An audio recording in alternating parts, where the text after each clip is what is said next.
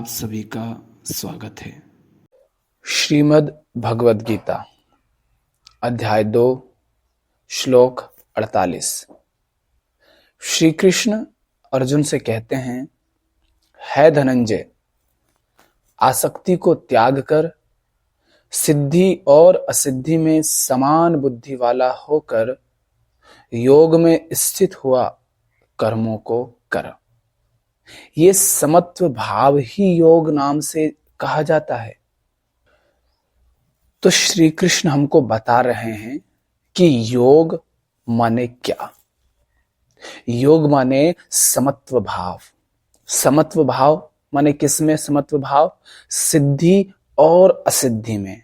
माने जो द्वैत है जीवन में उसको समान देख पाना, लाभ और हानि दोनों को समान देख पाना, हार जीत को समान देख पाना, मान अपमान को, सुख दुख को, अपने पराये को, पुरुष स्त्री को, जन्म मृत्यु को, इनको एक देख पाना, दृष्टा और दृश्य को एक देख पाना।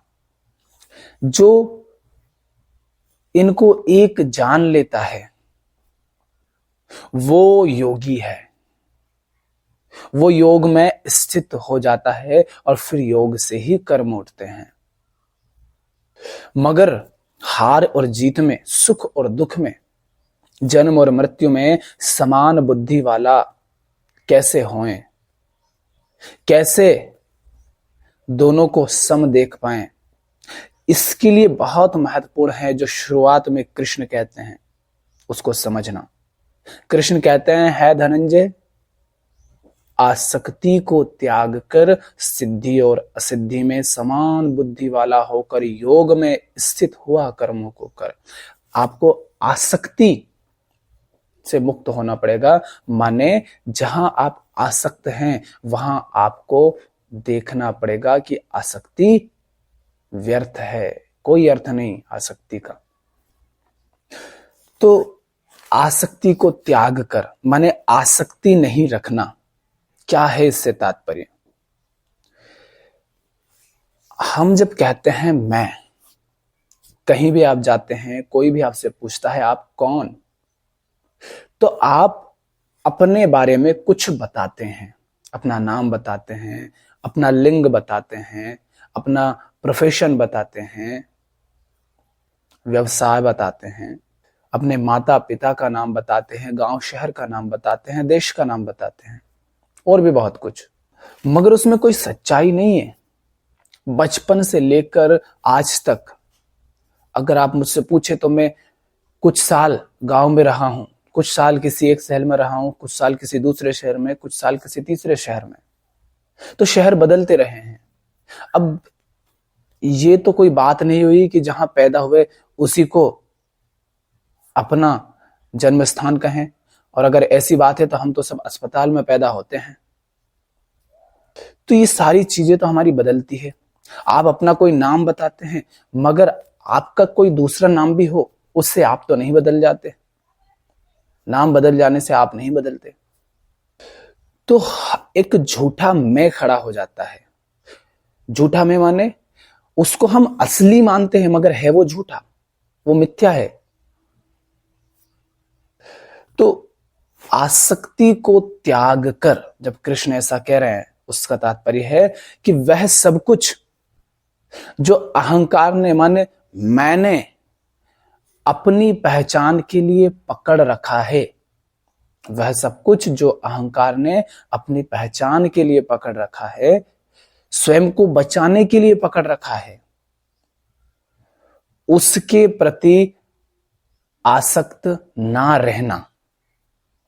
यह नहीं कहा जा रहा है कि आपका कोई नाम है तो उस नाम को उठाकर फेंक दो। नहीं, आपका नाम है, आपके नाम के पीछे कोई जाति, कोई धर्म लगा है, ठीक है, कोई बात नहीं, लगा रहने दो, लगा है तो। विरक्ति का नहीं कह रहे हैं, पर वे कह रहे हैं ना आसक्ति ना विरक्ति, तुम अनासक्त हो जाओ। माने वो नाम है, नाम के पीछे कोई शब्द जुड़ा हुआ है, जुड़ा हुआ है, हम उसके हिसाब से नहीं चलेंगे। वो तो बस थोड़ा सा व्यवहार के लिए हमने लगा रखा है, अन्यथा उसका महत्व शून्य है। पर यदि आप उससे आसक्त हैं तो फिर योग नहीं हो सकता। वियोग होगा, वियोग रहेगा, और फिर वियोग में तो दुख है, बेचैनी है, भय है, चिंता है, तनाव है, डर है, सब कुछ है। किस तरह है वो आप समझो। तो आसक्ति को त्याग कर माने वह सब कुछ जो हमने अपनी पहचान के लिए पकड़ रखा है, स्वयं को बचाने के लिए पकड़ रखा है, उसके प्रति आसक्ति ना रखने को ही कृष्ण कह रहे हैं आसक्ति को त्याग कर। क्या होता है जब आप आसक्त होते हैं उस सब से जो आपने अपने पहचान के लिए पकड़ रखा है? मैं आपसे पूछता हूं,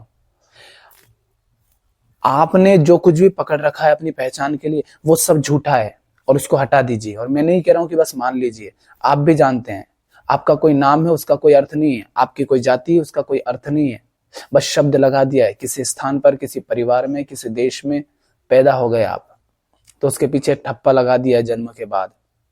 पैदा हुए तब कुछ नहीं लेकर आए थे आप साथ, वो सब झूठा है। आपकी मान्यताएं झूठी है। हर कई थोड़ी दूर जाओ, हर किसी की मान्यताएं अलग अलग हैं। फिर थोड़ी दूर जाओ, उनकी मान्यताएं अलग है। पृथ्वी, चांद, तारे, सूर्य, इनको लेकर के हर किसी की मान्यताएं हर कुछ है। तो आपकी मान्यताएं तो कुछ भी हो सकती है ना। सत्य तो छोड़ दो, आपकी मान्यताओं में तथ्य भी नहीं होता है, तथ्य भी कुछ और है। आपकी मान्यताएं तो सिर्फ कल्पना है, और कल्पना से जीवन नहीं चलता, और कल्पना में ही हम जीते हैं, इसीलिए जीवन में दुख होता है। तो दुख है क्योंकि कल्पना में जी रहे हैं, कल्पना को सत्य मान रहे हैं, मगर जिसे आप सत्य मान रहे हैं वो तथ्य भी नहीं है। देखो चांद को लेकर, सूर्य को लेकर कैसी कैसी कल्पनाएं हैं लोगों की। तो क्या होता है जब आप आसक्त होते हैं उस सबसे जो हमने अपनी पहचान के लिए खड़ा कर रखा है? परिवार खड़ा कर रखा है, जाति खड़ी कर रखी है, धर्म खड़े कर रखे हैं, मान सम्मान खड़े कर रखे हैं, पद प्रतिष्ठा पकड़ रखे हैं उसने। कृष्ण उसके प्रति अनासक्त होने को इसलिए कह रहे हैं क्योंकि इससे आती है निर्भरता, और निर्भरता जहां है वहां होगा डर। ठीक, अब इसको समझो। आप अपनी पहचान के लिए निर्भर हैं किसी चीज पर। जैसे साधारण सा उदाहरण अगर लें तो समाज में स्त्री को कह दिया जाता है कि तेरी इज्जत तो तेरे यौन अंगों में ही है। ये कहा जाता है ना हमारे समाज में, खासकर हमारे भारत देश में, कि स्त्री का सम्मान तो उसके यौन अंगों में ही है, उसको उनकी रक्षा करनी है। अब बताओ, वो स्त्री जब भी घर से निकलेगी तो उसे सबसे ज्यादा डर किस बात का सताएगा? कि कहीं मेरे साथ कोई छेड़खानी ना हो जाए। मैं नहीं कह रहा हूं कि यूं ही निकल जाओ, बिल्कुल परवाह मत करो अपनी सुरक्षा की, पर मैं आपसे कह रहा हूं कि जिस चीज को आपने अपनी पहचान के साथ जोड़ दिया, अब आप हमेशा उसकी ऊपर निर्भर रहेंगे, उसको बचाने की कोशिश करेंगे और डरे हुए रहेंगे। वही चीज है जो आपकी जिंदगी को बिल्कुल नर्क बना देगी। स्त्री को घर में रहना चाहिए, क्यों कहा जाता है?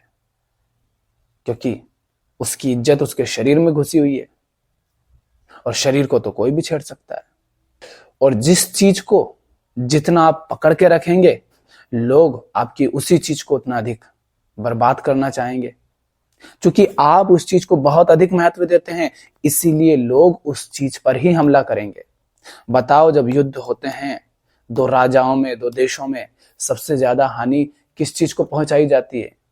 उस चीज को जो उस राजा के लिए, उस देश के लिए बहुत महत्वपूर्ण होती है। जैसे वो आपने देखा होगा ना कि कोई व्यक्ति था जिसकी जान बचती थी। अब कहानी है, किस्सा है ऐसे ही, कि उसकी जान बचती थी उसके तोते में। तो फिर व्यक्ति को पर हमला नहीं किया जा रहा है, तोते को खोजा जा रहा है कि तोते को मार दो, व्यक्ति अपने आप मर जाएगा। किसी की जान बचती है अपने बेटे में, किसी की जान बचती है अपनी पत्नी में, अपने पति में, अपने बच्चों में। तो फिर क्या हुआ? अपने आनंद के लिए, अपने सुख के लिए आप आश्रित हैं किसी अन्य पर, और जिस पर आप आश्रित हैं अब हमेशा उसके खो जाने का, उसके छिन जाने का, उसके मिट जाने का डर बना रहता है। तो अपनी पहचान के लिए आपने खड़ा कर रखा है संपत्ति, पद, पहचान से जुड़े हुए हैं। आप कहते हैं मैं कौन हूं, मैं तो IITian हूं, मैं तो CA हूं, मैं तो वकील हूं, मैं तो डॉक्टर हूं, मैं कलेक्टर हूं। अरे भाई ये सब तुम नहीं हो, ये बस एक प्रोफेशन है जो तुम्हारे पास है। तुम एक इंसान हो, इंसान भी एक पहचान है, पर अभी हम व्यवहार के लिए बात कर रहे हैं कि तुम सब बस इंसान हो। ये बाकी सारी पहचानें तुमने पकड़ रखी है, मगर इन पर जब हमला होता है, कोई इनके बारे में कुछ कह देता है तो तुम डर जाते हो। क्यों?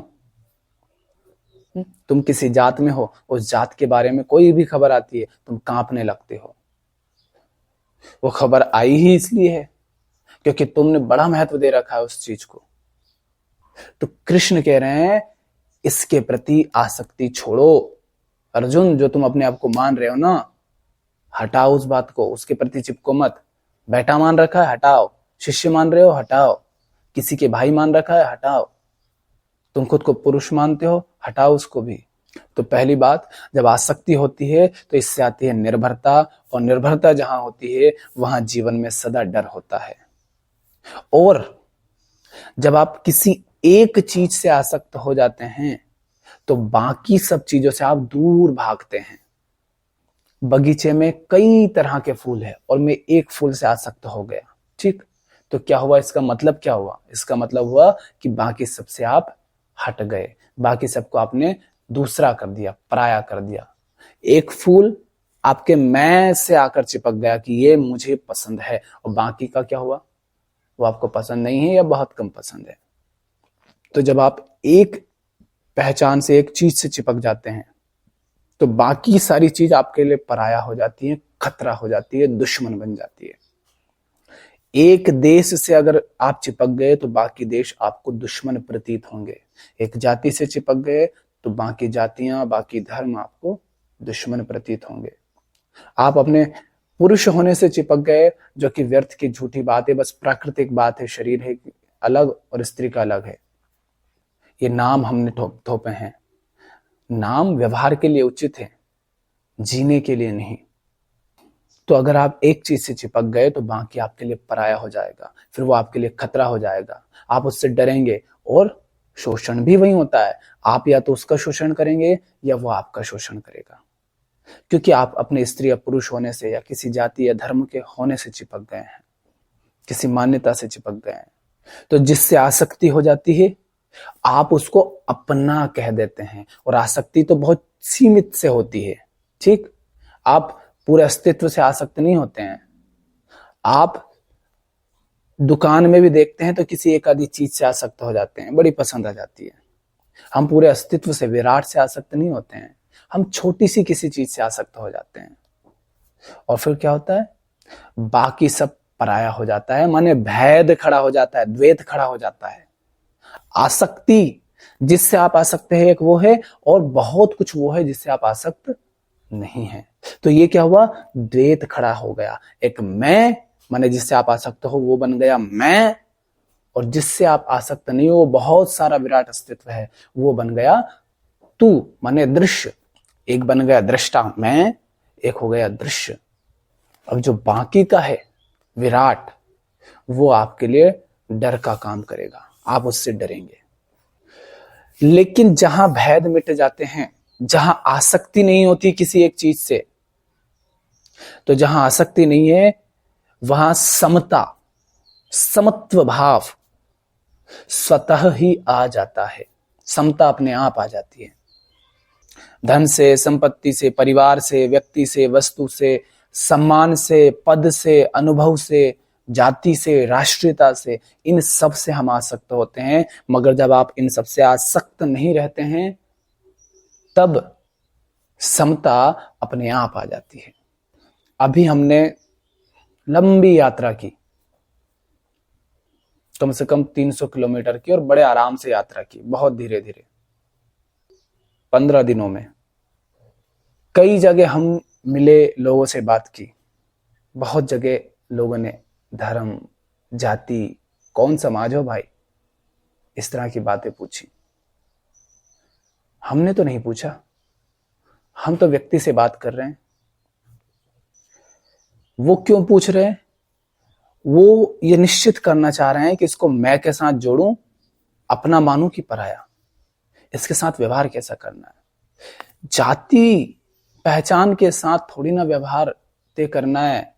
व्यवहार आगे होना चाहिए, नाम क्या जात क्या वो पीछे। मगर हम ऐसे ही जीते हैं, भेद खड़ा कर लेते हैं। भेद खड़ा कर रखा है इसीलिए तो सामने वाला दुश्मन हो पाता है या दोस्त हो पाता है, वरना दुश्मन और दोस्त कैसे कहोगे। हम अपने गांव में एक मंदिर बनाते हैं, मेरे गांव में भी एक मंदिर है, एक क्या दो तीन चार मंदिर हैं। ठीक, पता है मेरे गांव में दो तीन चार मंदिर क्यों हैं? क्योंकि मेरे गांव के हर घर नर्क से भरे हुए हैं। और ये सिर्फ मेरे गांव की बात नहीं, ये आपके गांव की भी बात है, आपके शहर की भी बात है। तो मेरे गांव में दो चार मंदिर हैं, वो इसलिए हैं क्योंकि गांव के हर घर नर्क हैं। अन्यथा अलग से मंदिर बनाने की आवश्यकता नहीं रह जाती। जो गांव सचमुच स्वर्ग होगा, वो मंदिर बहुत जरूरी नहीं है कि बनाएगा। मंदिर बनाने में समस्या नहीं है, पर मैं आपसे ये कह रहा हूं कि हम बनाते क्यों हैं? क्योंकि हमारे घर, हमारे गांव, हमारे परिवार, हमारे रिश्ते बर्बाद होते हैं। अगर गांव में कुछ दो चार जगह हैं, वो शांति की जगह हैं, वो सुंदर जगह हैं, वो धार्मिक जगह हैं, वो सच्चाई की जगह है, वो ज्ञान की जगह है अगर, तो इसका मतलब क्या हुआ कि दो चार जगहों के अलावा बाकी सब जो है वो अधार्मिक जगह है, वो अशांति की जगह है, वो बिल्कुल नर्क की जगह है। जब गांव में, शहर में ये भेद मिट जाए कि मंदिर और घर अलग अलग हैं, इसका मतलब ये नहीं कि घर के अंदर मंदिर बना दिया, नहीं, घर ही मंदिर जब हो जाए तब समझिए कि जीवन में आनंद है, तब समझिए कि आप मुक्त हैं, तब समझिए कि योग हुआ। दो नहीं रहे, दृष्टा और दृश्य का एक हो जाना ही योग है। जन्म और मृत्यु को एक देख पाना ही योग है। पाने और खोने को, हार और जीत को, सिद्धि और असिद्धि को, सफलता और असफलता को एक जान पाना ही योग है। मगर ये सारे योग अपने आप हो जाते हैं जब आप देख पाते हैं कि मैं माने दृष्टा और जगत माने दृश्य, दोनों की अपनी कोई पृथक सत्ता नहीं है। दोनों अपने होने पर एक दूसरे पर आश्रित हैं, माने इसको बुद्ध कहते हैं प्रतीत्य समुत्पाद। दोनों साथ आते हैं। बीज से वृक्ष है, वृक्ष से बीज है, समंदर से लहर है, लहर ही होती है जो कहती है कि समंदर है। लहर ना हो तो समंदर को समंदर कौन कहेगा, और समंदर ना हो तो लहर कहां से आएगी। मैं ना हूं तो जगत को जगत कौन कहेगा। उसी मिट्टी से, उसी जल से, उसी सूर्य से, उसी प्रकाश से, उसी वायु से, उसी भोजन से, उन्हीं पेड़ पौधों से मैं जीता हूं। ये तन चल रहा है, ये तन के होने से ही तो बात कर पा रहा हूं। ये ना हो तो कैसे बात करूंगा, कौन कहेगा ये सारे शब्द। तो जिस तन से ये सारी बात हो रही है वो तन इसी अस्तित्व से उठा है, और ये अस्तित्व है, इसकी बात कौन कर रहा है, यही तन कर रहा है। तो अस्तित्व से तन है, और तन है इसलिए बात हो रही है अस्तित्व की, अन्यथा तन नहीं तो अस्तित्व भी नहीं। जो मर गया, मिट गया, जिसको हम कहते हैं मर गया, मिट्टी में मिल गया, जल गया, राख हो गया, अब न उसके लिए जगत बचा, न जगत के लिए वो बचा। न उसके लिए जगत बचा, न जगत के लिए वो बचा। तो जो जन्म में मृत्यु को देख लेता है, जो मृत्यु में जन्म को देख लेता है, जो हार में जीत को देख लेता है, जो जीत में हार को देख लेता है, जो सम्मान के प्रति आसक्त नहीं होता, उसे अपमान से फिर कोई समस्या नहीं होती। जो पाने के प्रति आसक्त नहीं होता, वो खोने से भी परेशान नहीं होता।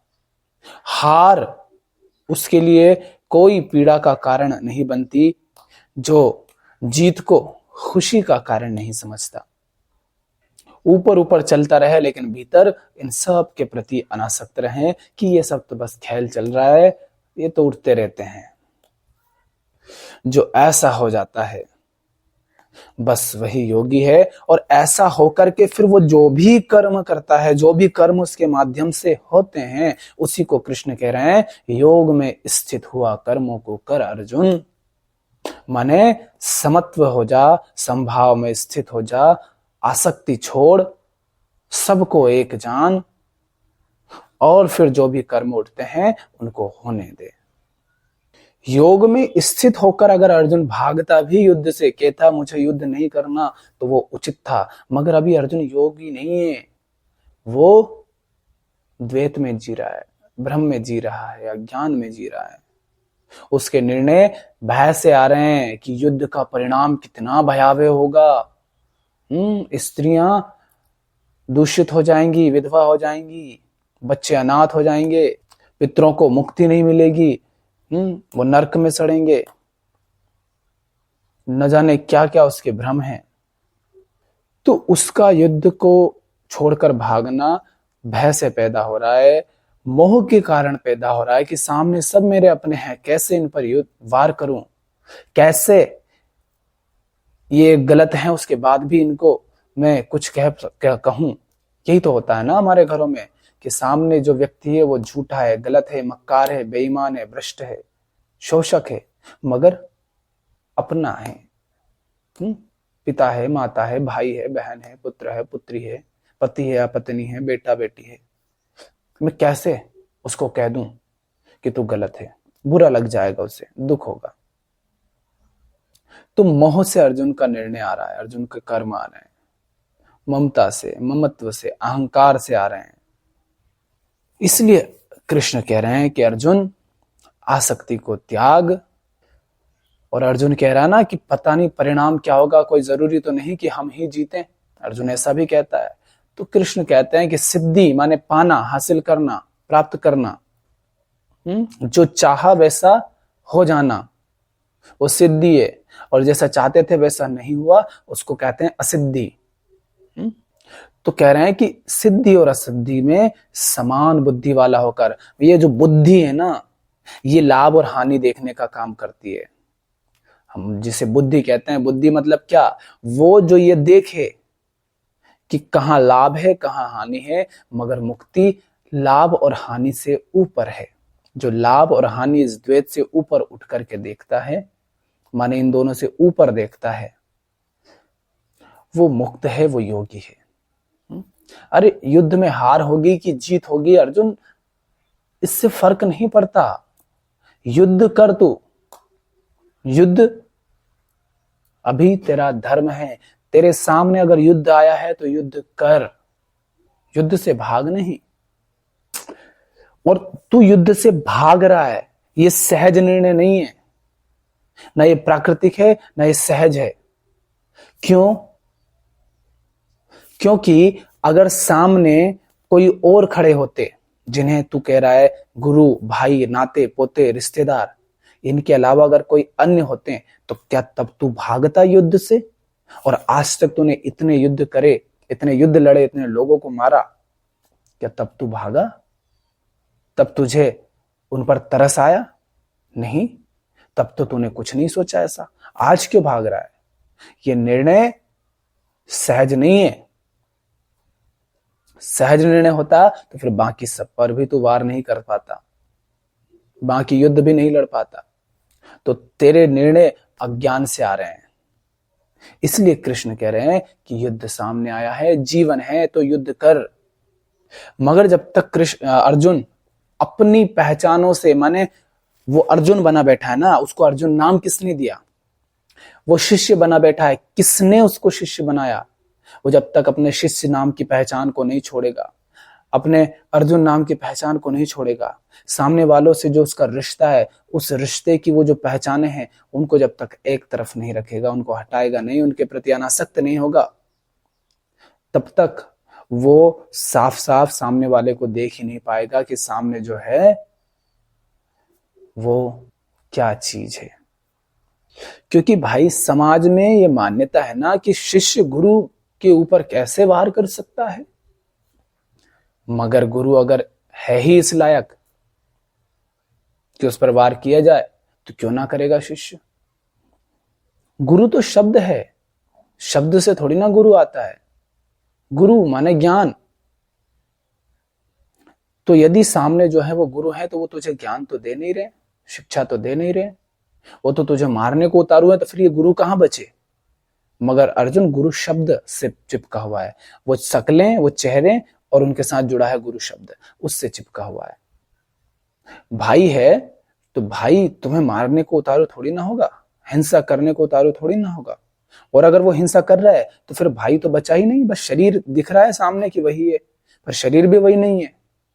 मगर हमें दिख रहा है तो मान लेते हैं कि वही शरीर है, मगर वो भाई तो नहीं बचा ना।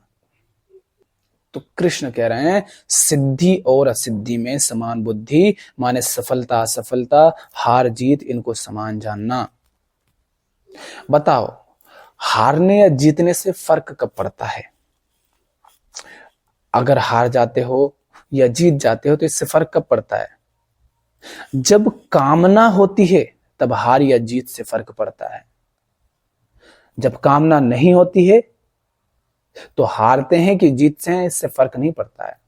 बड़ी बड़ी लड़ाइयां छोड़ दो, छोटे छोटे जब हम खेल खेलते हैं, ठीक, कभी अगर आप ऐसे खेले हैं कि, चलो थोड़ा सा उदाहरण लेते हैं, हम खेला करते थे क्रिकेट, उसमें पैसे से मैच रखा जाता है कि इस टीम वाले कुछ लोग पैसे इकट्ठे करेंगे, उस टीम वाले भी कुछ लोग पैसे इकट्ठे करेंगे, कि मान लो 100 रुपए का मैच है, कि ये टीम हारी तो वो टीम 100 रुपए देगी, वो टीम हारी तो ये टीम 100 रुपए देगी, ठीक। तो कुछ लोग होते थे जो पैसे लगाते थे कि भैया 20 रुपए मेरे, 30 मेरे, 10 मेरे, 50 मेरे, ऐसे।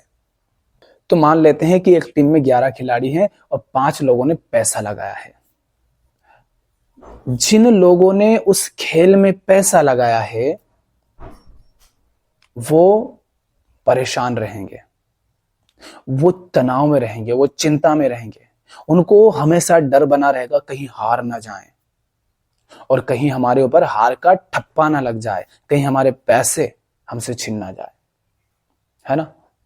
तो वो डर में जिएंगे, वो चिंता में जिएंगे, वो घबराए हुए रहेंगे और उनको हारने या जीतने से फर्क पड़ेगा, उनको सफलता या असफलता से फर्क पड़ेगा। मगर उसी टीम में वो जो बाकी के 6-7 लोग हैं जिन्होंने पैसा नहीं लगाया है, वो बस खेल रहे हैं, क्या उनको कोई फर्क पड़ेगा? नहीं, वो बस खेलेंगे, वो बस खेलेंगे, खेल का मजा लेंगे। हारते हैं कि जीतते हैं उससे उनको फर्क नहीं पड़ेगा। वो कहेगा हारे चाहे जीते अपना जाता क्या है भाई, अपना कुछ बिगड़ता ही नहीं। अब यही बात थोड़े से ऊंचे तल से देखो तो कृष्ण कह रहे हैं कि अर्जुन हारते हो या जीतते हो इसकी परवाह मत करो, क्योंकि कुछ भी ऐसा नहीं है जो हार करके छिन जाएगा और तुम्हारा कुछ बिगड़ जाएगा, और ना ही कुछ ऐसा है कि जीत गए तो हासिल कर लोगे और तुम्हें जैसे बहुत बड़ी कोई खास चीज मिल जाएगी। नहीं, ना तो जीत करके बहुत बड़ा कुछ मिल जाना है, ना हार करके बहुत कुछ छिन जाना है। कुछ नहीं बिगड़ना है। जो भी बिगड़ेगा, जो भी छिन जाएगा वो बहुत छोटी चीज होगी, जो बाहर से मिल जाए वो भी बहुत छोटी चीज होगी। तो जब कामना नहीं होती है तब हार या जीत से, सफलता या असफलता से फर्क नहीं पड़ता। जो सिर्फ खेलता है जीवन में और परिणाम के प्रति अनासक्त रहता है, अर्थात निष्कामी है, केवल वह ही समता को उपलब्ध होता है। तो फिर बात कहां आ गई? कामना पर। कामना होती है। अब देखो, जिन्होंने पैसा लगाया क्योंकि और अधिक पैसा पाने की कामना है, कामना के पूर्ति के लिए पैसा लगाया, वो पैसा आ सके उसके लिए जीत चाहिए, तो अब वो जीत से चिपक गए हैं कि हार बुरी है, जीत अच्छी है, क्योंकि हार गए तो कामना पूरी नहीं होगी, जीत गए तो कामना पूरी हो जाएगी। तो वो जीत से आसक्त हो गए। तो आसक्ति भी कामना से आती है। देखो साफ साफ देखो, जिस चीज से चिपके हुए हो, चाहे संपत्ति से, चाहे पद से, चाहे पहचान से, चाहे जाति से, चाहे धर्म से, चाहे राष्ट्रीयता से, उस चीज से चिपके रहने के कारण, उससे आसक्त होने के कारण आपके किसी ना किसी स्वार्थ की, किसी कामना की पूर्ति होती है, इसीलिए आप उससे चिपके हुए हैं। और कौन सी कामना? वही कि अंदर एक झूठी मान्यताओं के कारण जो खालीपन पैदा हो गया है, जो सूनापन पैदा हो गया है कि मुझ में ये कमी है, मुझ में वो कमी है, अरे ये चीज मेरे साथ होनी चाहिए, अरे मेरा कोई नाम नहीं, अरे मेरा तो कोई नाम होना चाहिए ना, सबके नाम होते हैं और देखो सब मुझसे पूछते हैं, फिर मेरे पास कुछ बताने को नहीं होता, अरे मेरा कोई नाम होना चाहिए, अरे सबकी जातियां, अरे मेरी जाति होनी चाहिए, नहीं तो मैं बताऊं क्या अपने बारे में? मुझसे मेरा नाम, पहचान, जाति, पद सब अगर हटा दूं तो मैं बचता क्या हूं? कुछ नहीं। जो कि वास्तव में आप हो। क्या हो आप? कुछ नहीं। आप कुछ नहीं हो। और इसी बात से आप डरते हो, आप इसमें जी नहीं पाते, आप इससे भागते हो। कुछ नहीं हो जाने से आप डरते हैं, इसीलिए आप कहते हैं अरे नाम पकड़ो, कोई पहचान पकड़ो, अरे पीछे कोई पिता होना चाहिए, अरे मेरे भी कोई पूर्वज होने चाहिए, अरे मेरा भी कोई अतीत होना चाहिए, अरे मेरा कोई कुटुंब होना चाहिए, चलो परिवार बसाओ, अरे मेरी कोई जात होना चाहिए, मेरा भी कोई देश, कोई धर्म होना चाहिए, अरे मैं पुरुष हूं कि स्त्री हूं, मेरा कोई लिंग होना चाहिए। तो जो अंदर खालीपन है ना, अपूर्णता, वो है झूठी, अज्ञान के कारण पैदा हुई, कोई अपूर्णता नहीं है। हटा दो सबको, फिर देखो क्या मौज जीवन में आती है, फिर खेल आता है। क्योंकि वही समता है जहां सारी झूठी पहचानों से मुक्त हो, जहां ये जो मैं है ये आजाद है अपने आसपास के मोहल्ले से, इस मैं के साथ जो कुछ भी चिपका रखा है, जोड़ रखा है उस दुनिया से, जब ये मैं आजाद है तब देखो कैसी समता जीवन में आती है, कैसी मौज जीवन में आती है। मगर हम कांप जाते हैं उसकी कल्पना करके ही, तो डरते हैं, कांपते हैं, और फिर उस खालीपन को, कुछ नहीं को भरने के लिए हम बहुत कुछ पकड़ते जाते हैं। और जो हमने पकड़ रखा है, नाम, पद, पहचान, प्रतिष्ठा, जो भी कुछ, लिंग, धर्म, जाति, हम उससे हो जाते हैं आसक्त, क्योंकि उसको पकड़ के रखेंगे तभी तो हम बचे रहेंगे ना। मैं जो बन गया हूं, अब उन सबसे मिलकर के मैं खड़ा हो गया एक झूठा, कि ये सब मिलकर के जो है भटा, टमाटर, गोभी, पालक, मूली, गाजर, धनिया, आलू, मिर्ची, नमक, धनिया, ये सब डाल करके जो एक मसाला बना, वो अपने आप को कह रहा मैं सब्जी हूं, मैं सब्जी हूं। अब उस सब्जी में भटा, टमाटर, गोभी, पालक, मूली, गाजर, धनिया, आलू, मिर्ची सब है। अब ये सारी चीजें अगर छीनेंगी तो सब्जी तो नहीं बचेगी ना, सब्जी गायब हो जाएगी, मिट जाएगी। सब्जी आई कहां से? उन सबके मिश्रण से ही सब्जी खड़ी हुई है। पर ये जो, अब सब्जी तो ठीक है, व्यवहारिक बात है, मगर ये जो मैं है ना, अहंकार, ये झूठा है, मगर इसको हम सच मानते हैं। ये किससे बना है? ये उन्हीं सबसे पहचानों से, झूठी पहचानों से, झूठे अनुभवों से, झूठी मान्यताओं से, झूठे संस्कारों से, अज्ञान में जो कुछ भी आपने मान रखा है, उन सबसे मिलकर के ये मैं बना है। और यही मैं है जो आपको बाकी सबसे अलग खड़ा कर देता है। और ये अलग हो जाना, ये खास, अब आप खास हो गए ना, आपके अपने अलग मान्यताएं, विश्वास है, पहचान है, सामने वाले के अलग हैं, तो आप उससे अलग हो गए ना। तो ये सभी हैं, ये झूठी पहचाने, मान्यताएं हैं जो आपको अलग बना देती है, विशेष बना देती है, खास बना देती है, सामने वाले से अलग बना देती है। तो यहीं से सारे भेद खड़े होते हैं, यहीं से वियोग खड़ा होता है। जब ये झूठी पहचाने हमारे अंदर से हट जाती हैं, तब हम कुछ नहीं बचते, मैं कुछ नहीं बचता, मैं मिट जाता है, झूठा अहम मिट जाता है। आप नहीं मिटते, अहम मिटता है। अहम मिटता है माने वो झूठा जो मैं था वो मिटता है। और जब झूठा मैं मिट जाता है तो बूंद समानी समंद में, लहर समानी समंद में।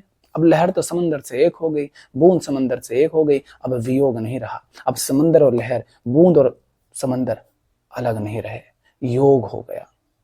इस तरह योग हो जाता है जब मैं झूठ से मुक्त हो जाता हूं, झूठी पहचानों के प्रति एक अज्ञानवश उठी अपूर्णता से उठी कामना से जो मैंने झूठी पहचान खड़ी कर ली और उसके प्रति जो आसक्ति थी, जब उससे मुक्त हूं तब योग है। तो जब जान लिया कि अपूर्णता झूठी है, उससे उठी कामनाएं व्यर्थ हैं, और उस कामना की पूर्ति के लिए जिन चीजों से, जिन पहचानों से आसक्त हो गया हूं, उस आसक्ति की भी कोई आवश्यकता नहीं है, तब समता आती है और उसी को योग कहते हैं। मैं का शून्य हो जाना योग है। आज के लिए इतना ही। धन्यवाद।